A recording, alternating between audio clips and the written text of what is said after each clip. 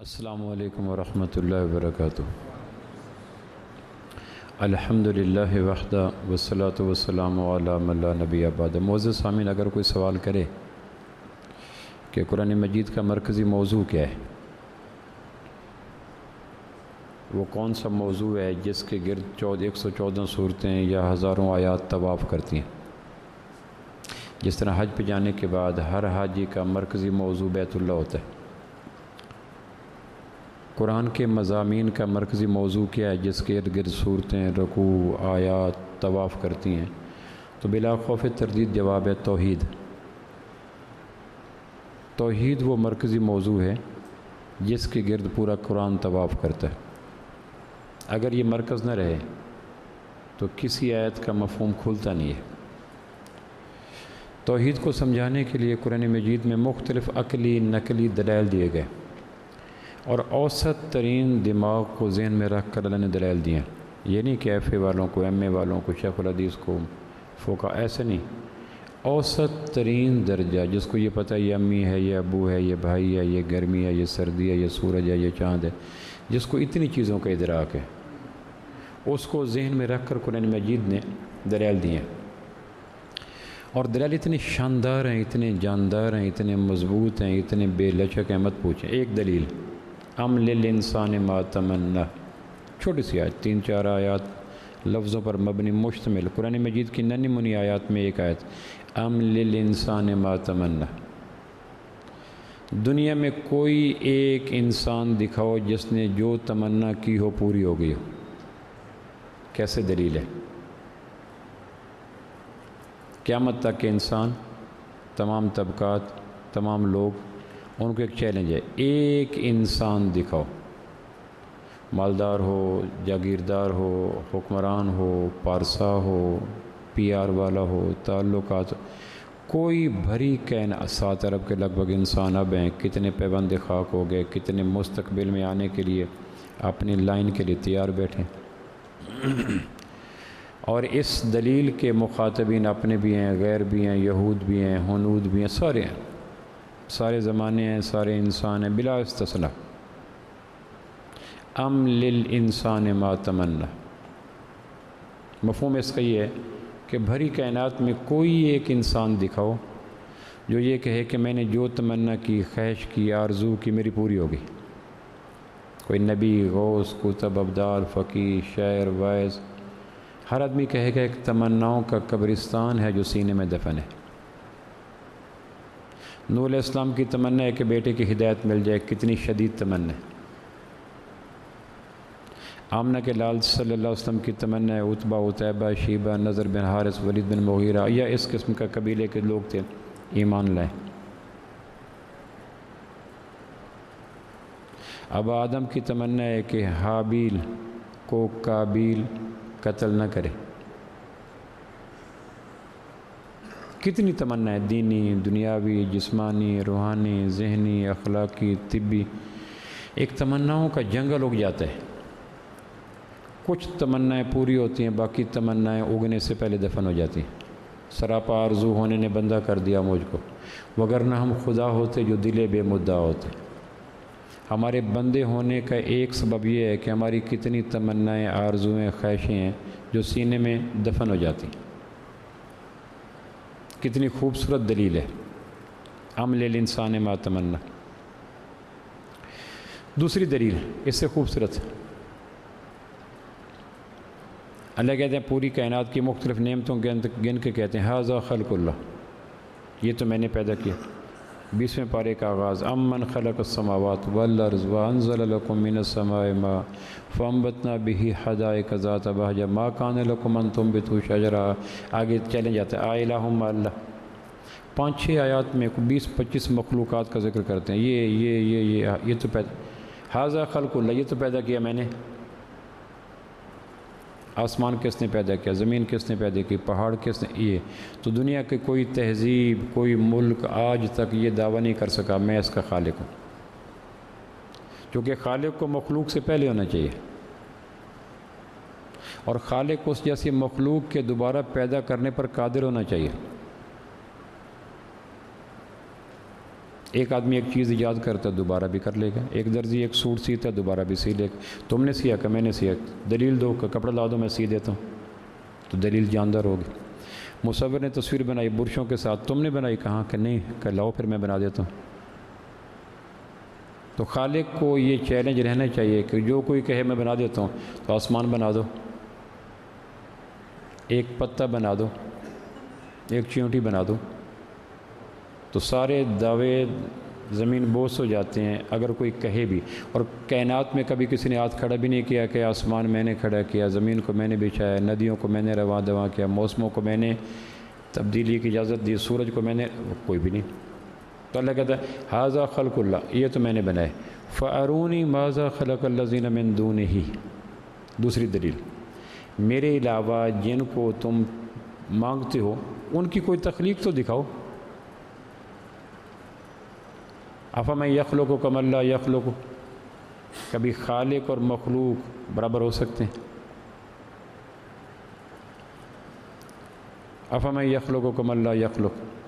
پھر آخر پہ اللہ اسی بات کو کہتے ہیں ان الذین تدعون من دون اللہ, میرے علاوہ جن کو پکارتے ہو, جن کو, یہ جن تین ہوتے ہیں. کائنات میں جب کبھی اللہ کے علاوہ پکارا گیا تو وہ تین تھے.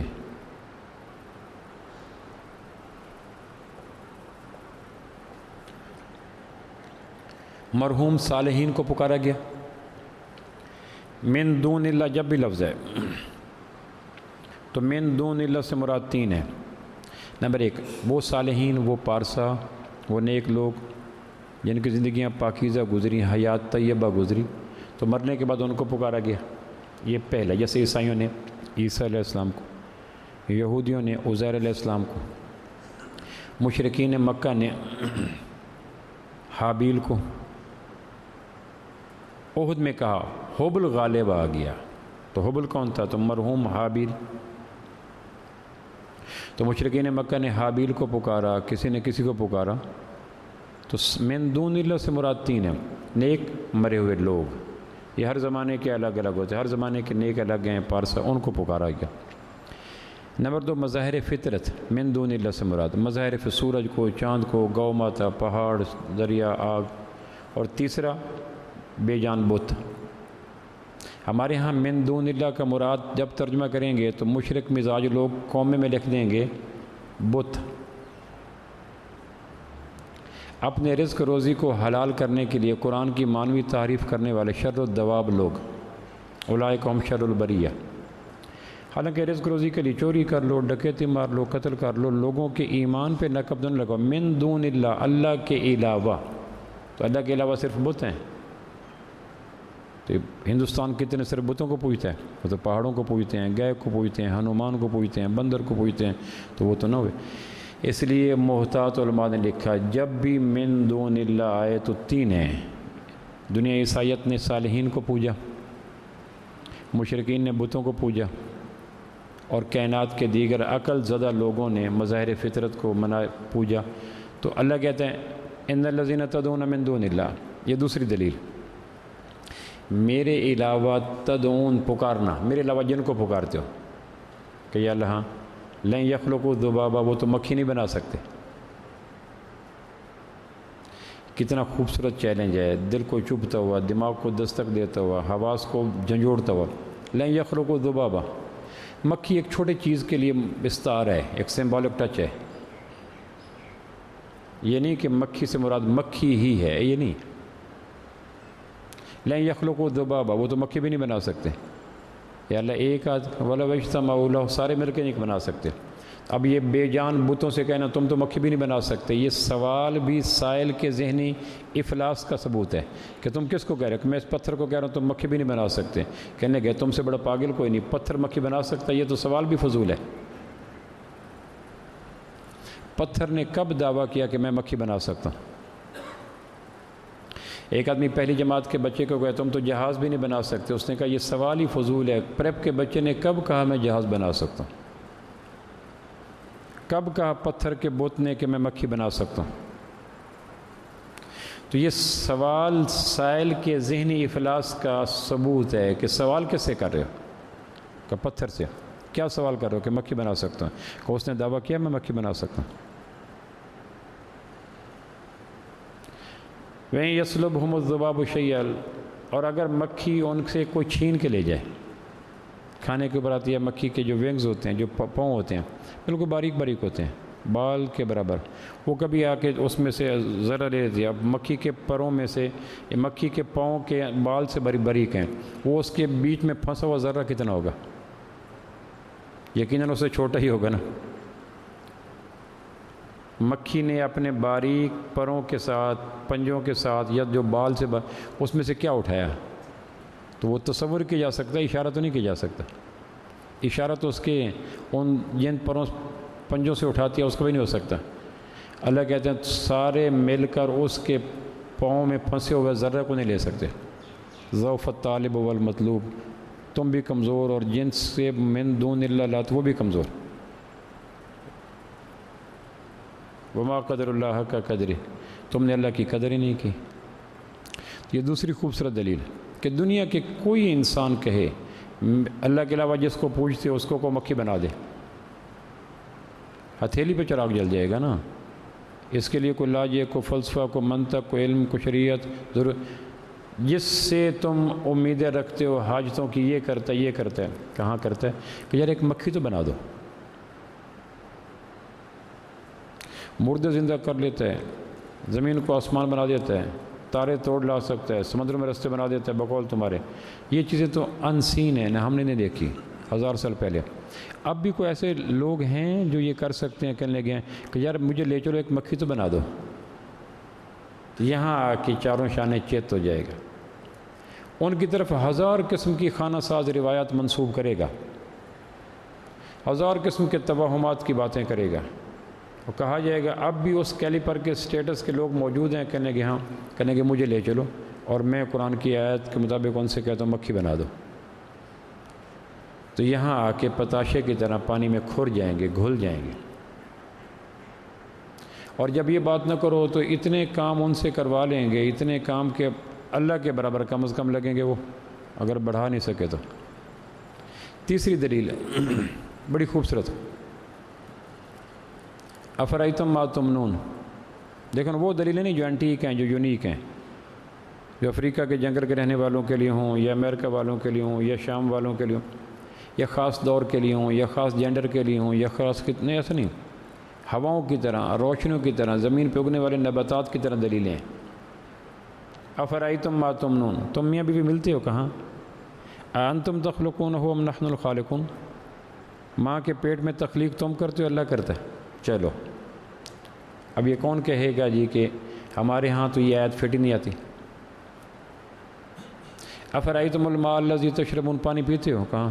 انتم انزلتموہ من المزن ام نحن المنزلون، بادلوں کو تم اٹھاتے ہو، ان کے سینے سے بوند بوند تم کو ٹپکاتے ہو یا اللہ ٹپکاتا ہے؟ کیا کہیں گے؟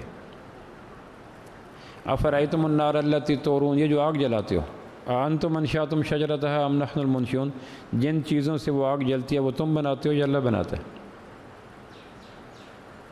افرائیتم ما تحرثون، یہ سورہ واقعہ میں مسلسل 4 آیات کا ایک تکرار آتا ہے۔ ہتھوڑے کی طرح یہ آیات برستی ہیں، اور جس طرح ایک ہتھوڑے کے نیچے رنگ رکھ دو سونے کی، ماشاء اللہ وغیرہ، اور اس کے اوپر ہتھوڑے مارو، اس کے پلے کیا بچے گا؟ سینڈوچ بن جائے گا۔ یہ آیات دماغ کے اندر پڑے ہوئے شرک کی وہ چھوٹی چھوٹی رنگز کو ہتھوڑے مار کر برابر کر دیتی ہے۔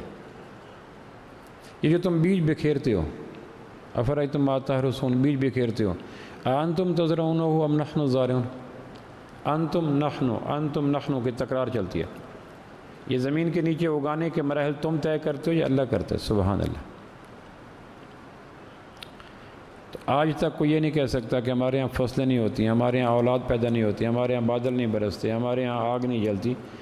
دلیلیں وہ دی گئیں جو ہر خطۂ ارض میں انسانوں کی طرح کامن ہے، چونکہ قرآن انسانوں کی کتاب ہے، طبقات کی کتاب نہیں۔ جس طرح ہمارے ہاں یہ میڈیکل والوں کی کتاب ہے، انجینئرز کی کتاب ہے، پروفیسروں کی کتاب ہے، سائنٹسٹ کی کتاب ہے، بریگیڈیئرز کی کتاب ہے۔ قرآن کو اس طرح کی کتاب نہیں ہے کہ چند طبقات کی کتاب، وہ قرآن تو بنی نوع انسان کی کتاب ہے۔ افریقہ کے جنگل میں رہنے والے وہ لوگ جو انگوٹھا الف کو الف نہیں جانتے، بے نہیں جانتے تھے، عربی کے لوگ جن کی پوری عمر گزری ہے ماہی گیری میں، ان کو پتہ ہے کوئی نہیں تہذیب کیا ہے، تمدن کیا ہے، سائنس کیا ہے، فزکس کیا ہے۔ قرآن نے تو ان کو بھی ایڈریس کرنا ہے۔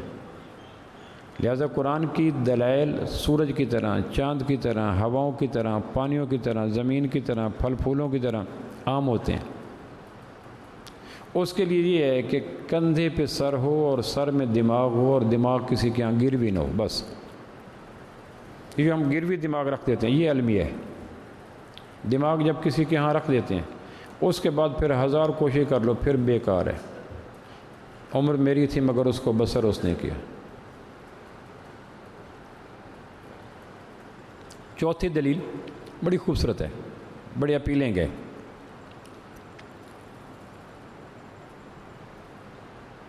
ان کنتم فی ریب مما نزلنا علی عبدنا فاتوا بسورہ۔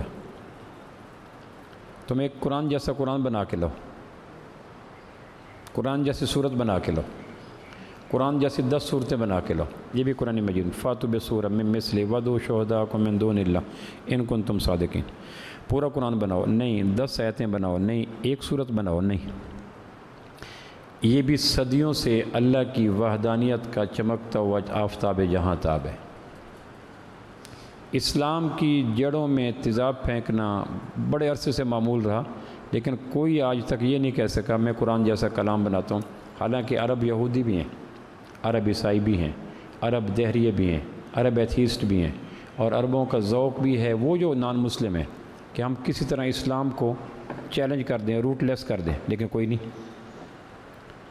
یہ بھی دلیل حرام خاص کے لیے۔ 5ویں خوبصورت دلیل، last one.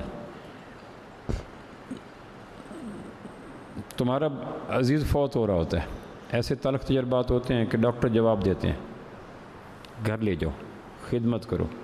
In other sense اب بچنے کے میڈیکل سائنس کی روشنی میں امکان کوئی نہیں۔ یہ تلخ واقعات اگر گھروں میں نہیں ہوتے تو گرد و پیش میں ہوتے ہیں۔ ابا جی کا کیا حال ہے؟ ڈاکٹر صاحب نے کہا گھر لے آؤ۔ بیوی کا کیا حال ہے؟ بس جی دعا کرو۔ ہے کہاں؟ گھر میں۔ اب یہ جو ڈاکٹروں کے جواب دینے کے بعد گھر کے ایام ہوتے ہیں، یہ موت کی طرف سفر ہوتا ہے۔ فلولا ان کنتم غیر مدینین ترجعونہا ان کنتم صادقین۔ یہ 5ویں دلیل ہے کہ تمہارے پاس پیسے ہیں، کہیں ڈاکٹر میسر ہیں، کہیں مرض ڈائگنوز ہو چکی ہے، کہاں کا جگر تک ان کی ایکسیس ہے، کہیں کہ پھر بچاتے کیوں نہیں؟ موت دلیل توحید ہے۔ فلولا ان کنتم غیر مدینین، اگر تمہارے اوپر کسی کا نہیں ہے، تم ہی تم ہو، ترجعونہا ان کنتم صادقین، پھر وہ جو روح دھیرے دھیرے ٹھنڈی ہو رہی ہے، جسم سکڑ رہا ہے، موت کی طرف بڑھ رہا ہے، سائے لمبے ہو رہے ہیں، آنکھوں میں مایوسی آ رہی ہے، نور ختم ہو رہا ہے، کھانا پینا بند ہو رہا ہے، روز بروز آدمی ڈیڈ باڈی دیکھ رہا ہے اور دیکھ رہا ہے کہ یہ موت کی طرف سفر ہے، ڈھلوان کا سفر ہے، عدم کا سفر ہے، اسے بچا کے دکھاؤ۔ اور یہ واقعات بھی ہوتے ہیں۔ چلو چاہیے نہیں تو ویسے اپنے اوپر موت کو بچا کے دکھاؤ۔ چلو تم یہ کہو جی کہ ہمارے ہاں تو اس قسم کا منظر نہیں ہے، لیکن موت تمہارے ہاں آتی ہے کہ آتی ہے، بچا کے دکھاؤ۔ جس نے سورج کی شعاؤں کو گرفتار کیا، سولر سسٹم، زندگی کی شب تاریک سحر کر نہ سکا، مرشد اقبال کہتا ہے، اپنے وجود میں اترنے والی شام کی روشنی کا انتظام نہیں کر سکا۔ ہارون رشید 170 ہجری میں بادشاہ بنا، 193 ہجری میں خاک نشیں ہو گیا۔ 45 سال عمر تھی، 23 سال حکومت کی، 22 سال کی عمر میں تخت نشیں ہوا، 23 سال اقتدار پہ رہا، 193 ہجری میں خاک نشیں ہو گیا۔ مرنے سے پہلے اپنے بیٹے امین الرشید کو کہا، اقبال نے اس باپ بیٹے کی اس وصیت کو نظم میں لے لیا، ہارون کی آخری وصیت، اس میں اسی بے بسی کا اظہار ہے۔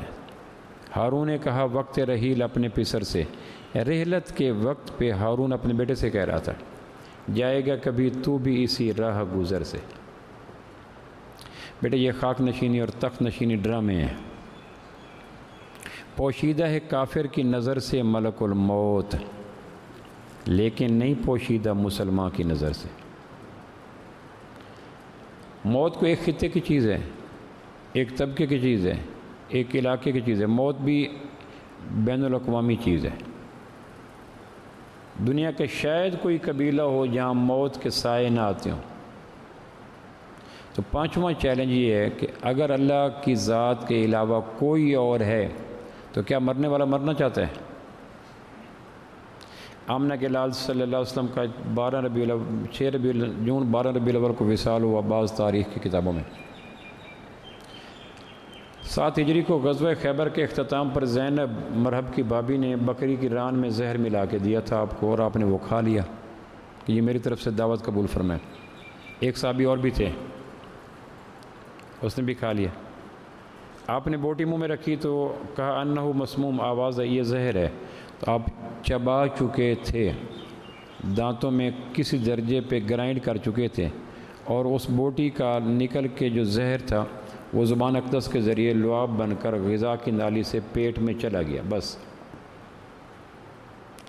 جو صحابی کھا رہا تھا تو اس کو پتہ چل گیا چبانے کے بعد کہ انہو مسموم کہ یہ زہر ہے۔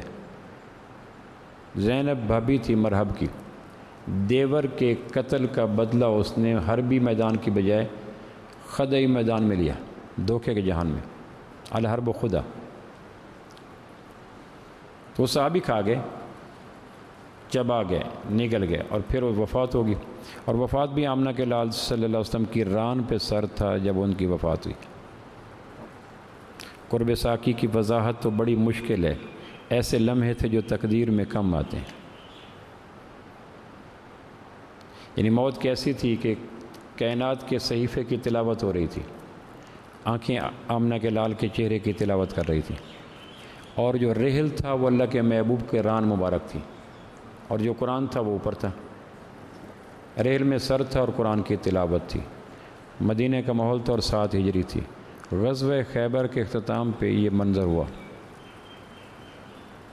تو ایک سوال پوچھا آپ نے، اب وہ سوال کی نوعیت اور گہرائی سمجھیے گا۔ صحابہ کو عام نیکیوں میں نہ تولا جائے، مٹھی جو صحابی دے دے، بخاری کی روایت ہے۔ اب جو سب سے بے قیمت جنس گنی جاتی تھی عربوں کے یہاں، جو چاول، مٹھی جو دے دے ایک صحابی، اور اس کے بالمقابل ایک آدمی احد پہاڑ 11 میل کے لگ بھگ اس کو کہتے ہیں لمبے پہاڑ، گہرے کتنے ہوتے ہیں، چوڑے کتنے ہوتے ہیں، لمبے کتنے ہوتے ہیں؟ پہاڑوں کی گہرائی بلند باہر نکلے حصے سے زیادہ ہوتی ہے، چونکہ قرآن نے کہا ہے کہ ہم نے پہاڑوں کو میخیں بنا کر گاڑا ہے۔ تو اس کیل اندر کتنا ہوتا ہے، باہر کتنا ہوتا ہے؟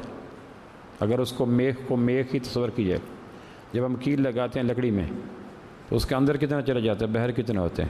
اسی تشبیہ کو اگر مستعار لے کے بات کی جائے تو پہاڑوں کا 10 گنا زمین کے اندر ہوتے ہیں، 1 گنا باہر ہوتا ہے، وہ بھی کم برے نام۔ تو احد پہاڑ 12 میل کے 11 میل کے لگ بھگ، اور اس کے بالمقابل صحابی ایک مٹھی میں کتنا جو آئے گا، جو ویسے پھسل جاتا ہے۔ اور فرمایا ایک آدمی سا احد پہاڑ کے برابر سونا، گولڈ، قیمتی دھات خرچ کرے اور اللہ قبول کر لے، اور ایک صحابی مٹھی جو، تو میرے صحابی کی مٹھی جو اس کے سونے سے قیمتی ہے۔ ڈیڈ باڈی اور زندے کا کیا مقابلہ ہے؟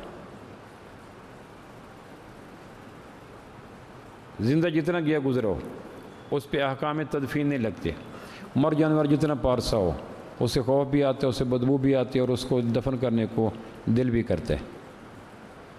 صحابہ زندہ لوگ تھے، ہم ان کے مقابلے مردہ لوگ ہیں، اور مردہ لوگ زندہ لوگوں کی بات کریں تو مزید مردہ پن ہے۔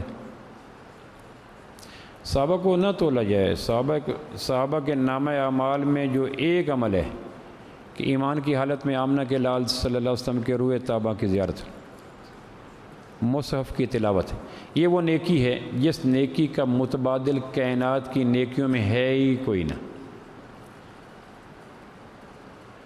قیامت تک ہر نیکی زندہ رہے گی، لیکن آمنہ کے لال کی زیارت صلی اللہ علیہ وسلم، یہ نیکی تو 12 ربیع الاول 6 جون کو چاشت کے وقت اللہ کے پاس چلی گئی۔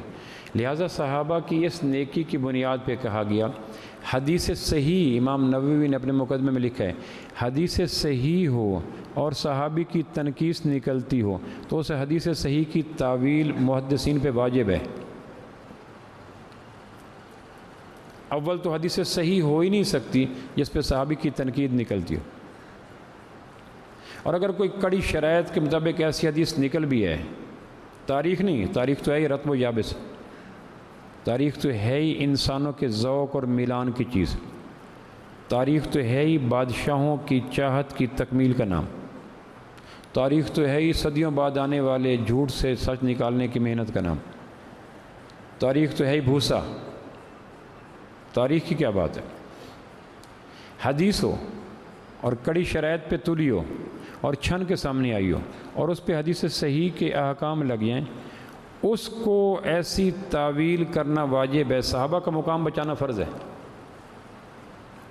ایک صحابی پہ خراش آ گئی، پورے دین پہ خراش آ جائے گی۔ امت اور نبوت کے درمیان جو پہلا واسطہ ہے وہ تو صحابی ہیں، اور کیس میں اگر پہلا گواہ مشکوک ہو جائے پورا کیس دڑام سے ختم ہو جاتا ہے۔ دنیا پنچایت کا اصول ہے، پہلا گواہ کون سا تھا جب یہ وقوع ہو کہ یہ تھا، اس پہ جرح ہوتی ہے۔ اگر اس کا جھوٹا ہونا ثابت ہو جائے تو پورا کیس زمین بوس ہو جاتا ہے۔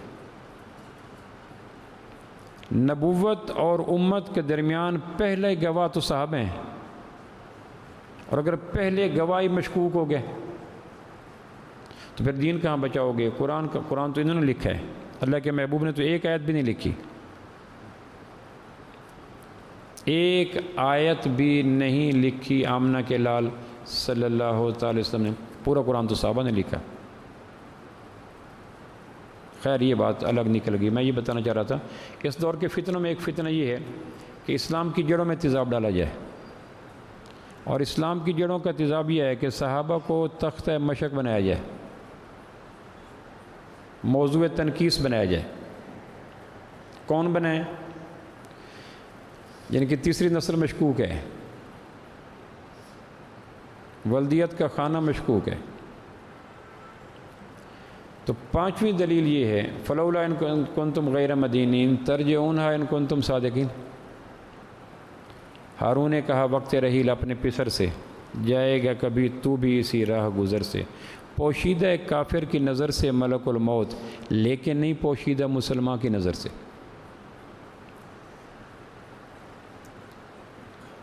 موتیں دو ہیں،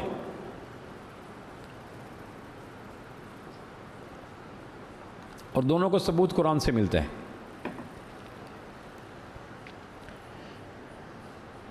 دونوں کو ثبوت حدیث سے ملتا ہے، اور دونوں کو ثبوت انسانی معاشرے کے مشاہدے سے ملتا ہے، اور دونوں سے فرار ناممکن ہے۔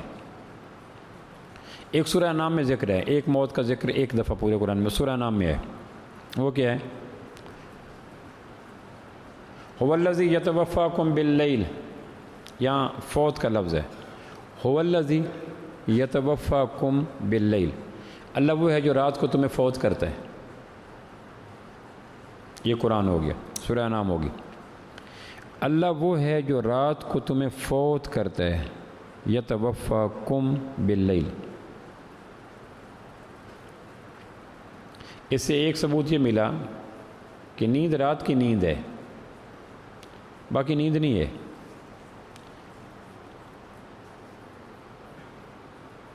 اس لیے کہ کائنات کا کاروبار شروع ہو جاتا ہے، اور کائنات کا کوئی کاروبار ہماری نیند کی راحت کی خاطر روک نہیں سکتا۔ نظام عالم نے تو چلنا ہے۔ الو رات کو جاگتا ہے، یا میں نے ایک دفعہ سنایا تھا، وہ تلخ تھا حقیقت، لیکن وہ تلخ تھی۔ میں دیر سے گاؤں سے واپس پلٹا، بچے میرے ساتھ تھے، تو میرے گھر کے سامنے جو الیکٹرک پول ہیں، بجلی کے تاریں، وہاں الو بیٹھے تھے، بڑا سر، چھوٹا قد، دم چھوٹی۔ رات گیا تک جاگنا مزاج۔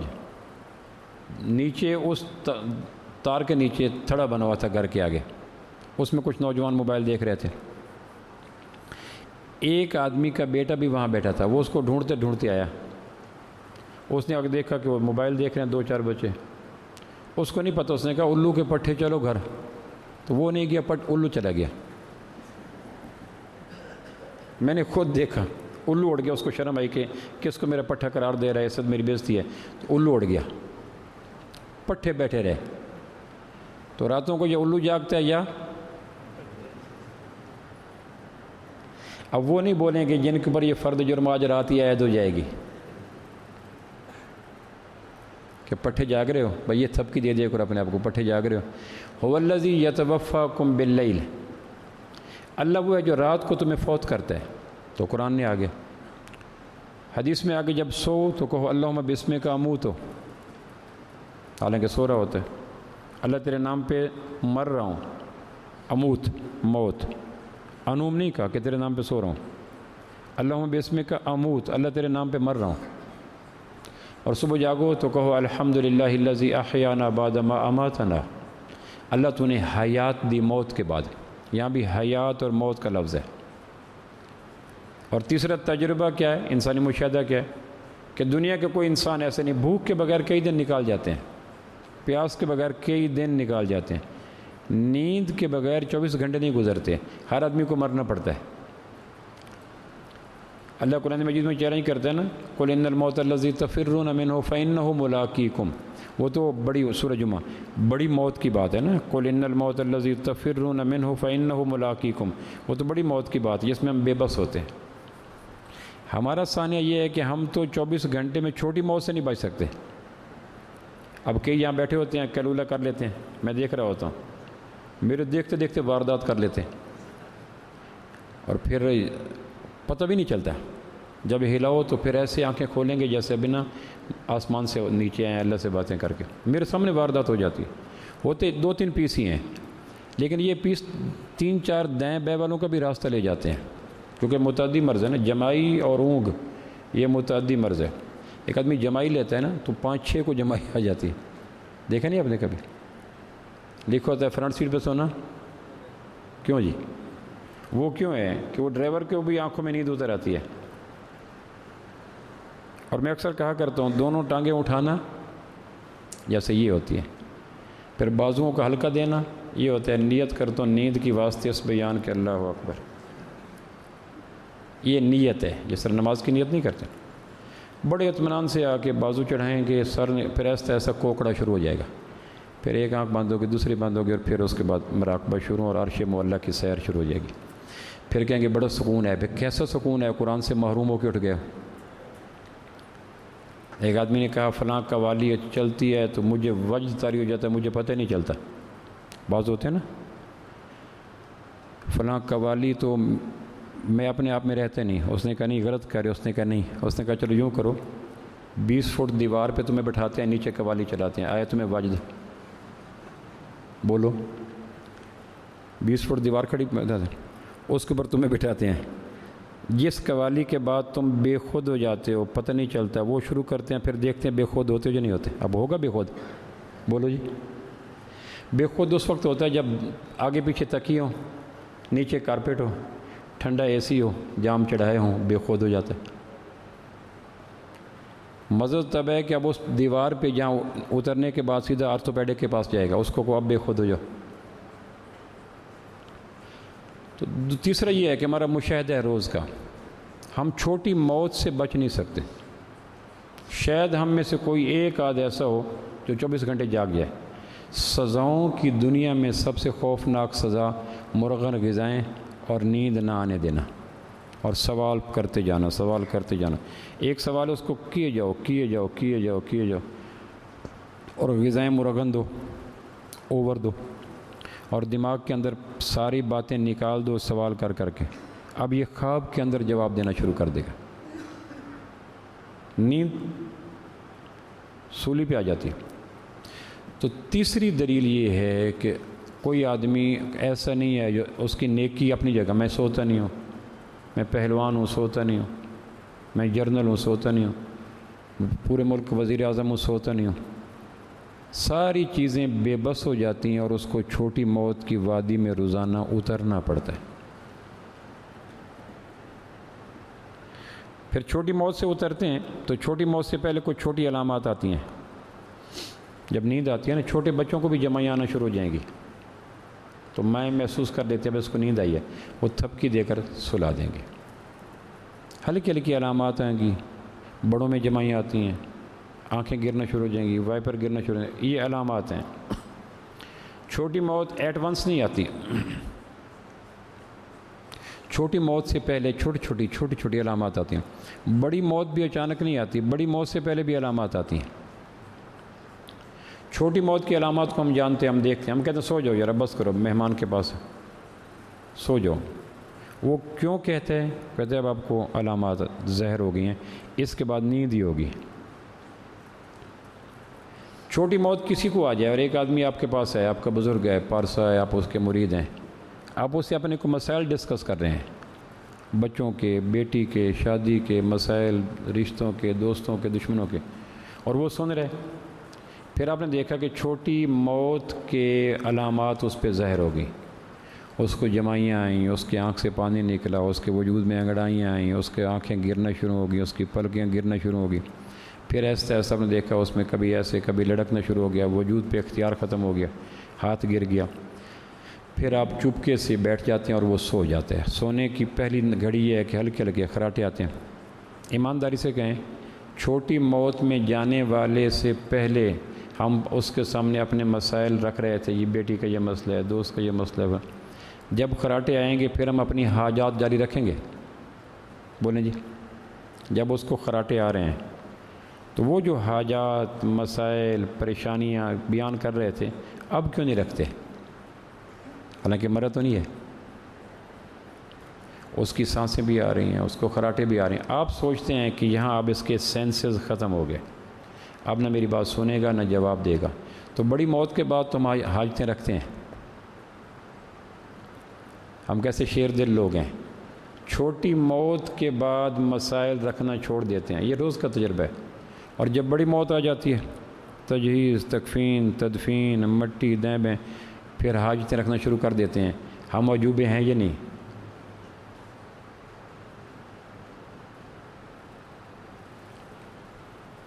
بڑی موت سے پہلے نشانی ظاہر ہوتی ہیں. جسم کے اعضاء مرنا شروع ہو جاتے ہیں. پہلی نشانی، دانت گر گیا، بال سفید ہو گئے. اینک لانا میں نے کچھ پڑھنا ہے تو آنکھیں اینک کی محتاج، لاٹھی لانا میں نے باہر جانا ہے تو جسم عصا کا محتاج. جب آدمی کے جسم کے اعضاء مرنا شروع ہو جائیں تو یہ چھوٹی موت کی جمائیاں ہیں. بڑی موت کی کوئی ہو سکتی، شوگر ہو گئی، فلاں فلاں. دوسری جمائی، کوئی قریبی دوست فوت ہو جاتا ہے.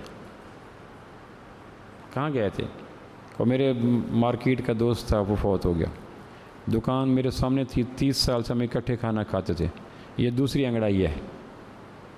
تیسری انگڑائی، کوئی رشتہ دار فوت ہو گیا، نظر نہیں آیا، یہ خالو فوت ہو گئے تھے، کہاں؟ گجرا والے، وہاں گئے ہوئے تھے. یہ تیسری انگڑائی ہے. اور چوتھی انگڑائی، چار دیواری کے اندر یا کمرے کے اندر کوئی فوت ہو جائے. اب ہے نہیں جی، ماں فوت ہوگی، بیوی فوت ہوگی، بیٹی فوت ہوگی. تو یہ چاروں انگڑائیاں آ جائیں تو یہ اس بات کی علامت ہے کہ اب نیند آنے والی ہے.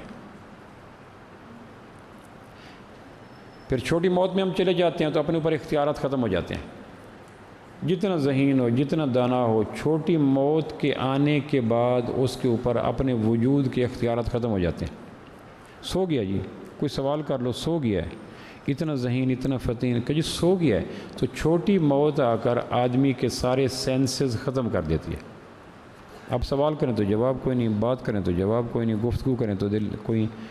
بڑی موت آتی ہے تو بھی آدمی کے سارے سینسز جیمر لگ جاتے ہیں. جب چھوٹی موت میں آدمی آنے کے بعد بے بس ہے تو بڑی موت میں بدرجہ اولیٰ بے بس ہے. پھر چھوٹی موت میں آدمی خواب دیکھتا ہے. روز ہم خواب دیکھتے ہیں، چھوٹے بڑے، متعلق غیر متعلق. کچھ خواب ہوتے ہیں، کچھ خیال ہوتے ہیں، کچھ فلاں. ہر آدمی چھوٹی موت میں خواب دیکھتا ہے، لیکن خواب جب نکل جاتا ہے تو خواب کی چیزیں پاس تو کوئی نہیں ہوتی. بڑی بڑے خواب دیکھتا ہے، یہ تھا، یہ تھا، یہ تھا. خواب تھا، جو کچھ کے دیکھا، جو کچھ سنا، افسانہ تھا. تو خواب کی چیز اپنے ہاتھ میں، بڑے کھانے کھا رہے، بڑی پروازیں کر رہے، گھر میں جہاز آیا کھڑا ہے وغیرہ، لیکن جب اٹھتا ہے تو ان میں سے کوئی چیز بھی نہیں ہوتی. بڑی موت میں بھی آدمی خواب دیکھتا ہے جو میں اور آپ دیکھتے ہیں. کل یہ کرنا ہے، اگلے ہفتے یہ کرنا ہے، اگلے مہینے یہ کرنا ہے، اگلے سال یہ کرنا ہے. یہ بڑی موت کے جاگتی آنکھوں کے خواب ہیں. ان خوابوں کی تکمیل میں، تعبیر میں ہم زندگیاں گنوا دیتے ہیں. پھر جب آدمی بیدار ہو جاتا ہے تو خواب ختم ہو گیا. کیوں جی؟ خواب ختم ہو جاتے ہیں. جب بڑی موت سے بیدار ہو جاتا ہے تو خواب ختم ہو جاتے ہیں. اب اگر اس کو دوبارہ نیند آ بھی جائے تو خواب جاری نہیں ہوگا. ایک آدمی کو جگا دیا بیوی نے، وہ کوئی خواب دیکھ رہا تھا، اس نے بات کی، چابی دی، پیسے دیے، پھر سو گیا. اب اس کو کہو پہلے والا خواب جاری رہ سکتا ہے، کہنے لگے نہیں، اب وہ سپیل تھا، ختم ہو گیا. تو ایک خواب 6 گھنٹے کا، ایک نیند 6 گھنٹے کی ہوتی ہے، ایک نیند 60 سال کی ہوتی ہے. ہم اس وقت 60 سال کی نیند سے بھی گزر رہے ہیں، 6 گھنٹے کی نیند سے بھی گزر رہے ہیں. 60 سال کی نیند کے خواب ہمارے سامنے ہیں. جب اس خواب سے جاگ جاتے ہیں، اس خواب سے بیوی، دوست، بچے جگاتے ہیں، اس خواب سے ملک الموت جگاتا ہے، اٹھو بھائی. سوچ سوالی کر جاتے ہیں، آنکھیں خالی کر جاتے ہیں، دانش چھوڑ کے جانے والے صبح کالی کر جاتے ہیں. لے گئے وہ ساتھ ساری زندگی کی رونقیں. دل کا یہ عالم ہے ان کے روٹ فوت ہو جانے کے بعد. جس طرح دیہات کے اسٹیشنوں پہ دن ڈھلے ایک سکوت مزمحل گاڑی گزر جانے کے بعد، کتنی بے فیض سی رہ جاتی ہے دل کی بستی، کتنے چپ چاپ چلے جاتے ہیں جانے والے. بس ادھر بیدار ہوا اور ادھر خواب چکنا چور ہو گئے. اب اس کے رنگ اتارے جا رہے ہیں، اس کے پازیب اتارے جا رہے ہیں، اس کے قمیض اتارے جا رہے ہیں، اس کی گھڑیاں اتاری جا رہی. یہ کیا ہوا کہ یہ خواب تھا، ختم ہو گیا. تو 6 گھنٹے کی نیند کے خواب ہمارے نزدیک معتبر نہیں. 60 سال کی آپ جاگتی آنکھوں کے خواب بڑے معتبر ہیں. ان خواب میں کون سی چیز ساتھ لے کے جا سکا؟ سکندر گیا جب دنیا سے دونوں ہاتھ خالی تھے. بر مزار ما غریبہ، نئے چراغے نئے گلے، نئے پرے پروانہ سوزد، نئے صدائے بلبلے. دنیا کے سب سے بے قیمت کپڑا کفن کا ہوتا ہے. سب سے بے قیمت قطع ارض قبرستان کا ہوتا ہے. اور سب سے بے قیمت انسان لاش ہوتی ہے. یہ تینوں بے قیمتیں اکٹھی ہو جاتی ہیں جب آدمی خواب سے جاگ جاتا ہے. اب میل بھی کوئی نہیں جانے دیتا، یعنی باہر کی چیزیں جو اتار سکتے ہیں وہ تو اتار لیتے ہیں ہم، جو نہیں اتار سکتے، جو مسام کے اندر پینیٹریٹ کر چکے ہیں، جذب ہو چکے ہیں، وہ بھی ہم نکال لیتے ہیں. چونکہ خواب کی کوئی چیز بیداری کے بعد ساتھ نہیں رہتی. تو روز کی چھوٹی موت دراصل بڑی موت کی تیاری کا باعث ہے. کسی نے پوچھا کسی اہل نظر سے، جس کا آخری بول کلمہ طیبہ ہوا وہ جتنا جی اللہ معاف کر دے گا، حدیث میں آتا ہے، صحیحین کی حدیث ہے. تو موت کے وقت جب آدمی چلا جاتا ہے تو ایسے جیسے گنا بیلنے میں چلا گیا. جیسے چھوٹی موت میں آدمی اونگنے کے بعد اپنی ساری دانائی ذبح ہو جاتی ہے، فہم و فراست کے سارے چراغ بجھ جاتے ہیں، عقل اور دانائی کے سارے چشمے خشک ہو جاتے ہیں. بڑی موت کے پائپ لائن میں جب جاتے ہیں آدمی بے بس ہو جاتا ہے. چھوٹی موت کی بے بسی ہم دیکھتے ہیں، بڑی موت کی بے بسی ہم دیکھ نہیں سکتے. تو انہوں نے کہا کوئی طریقہ ایسا ہے کہ بڑی موت کے وقت آدمی اپنی دانش سے، تقوی سے، طہارت سے، پتہ نہیں چلتا. ایک آدمی گاڑی پہ جا رہا ہے، حدیث میں آتا ہے نا، قرب قیامت میں اچانک اموات زیادہ ہوں گی، حادثاتی اموات زیادہ ہوں گی. اور اب فرمایا اچانک اور حادثاتی اموات سے پناہ مانگو. کیوں؟ آدمی کلمہ نہیں پڑھ سکتا. 120 پہ گاڑی جا رہی ہے، خدا نخواستہ حادثہ ہو گیا، اب وہ اسٹیئرنگ کے درمیان پس گیا. اب اس کو ایک ہی جملہ ہوگا، بچاؤ بچاؤ بچاؤ، اس کے علاوہ جملہ کوئی نہیں ہوتا. مر گیا مر گیا، یہاں درد یہاں درد. تو اس کو کلمے کی تلقین کرو تو وہ تو دردوں میں ڈوبا پڑا ہے، سینڈوچ بنا پڑا ہے، تو کلمے کی توفیق نہیں رہتی. تو کسی نے پوچھا کوئی ایسا طریقہ ہے ریاضیاتی نظم پر کہ آدمی کو بڑی موت میں کلمہ آ جائے؟ تو انہوں نے کہا چھوٹی موت کا اختتام کلمے پہ کرو، بڑی موت کا اختتام اللہ کلمے پہ کروا دے گا.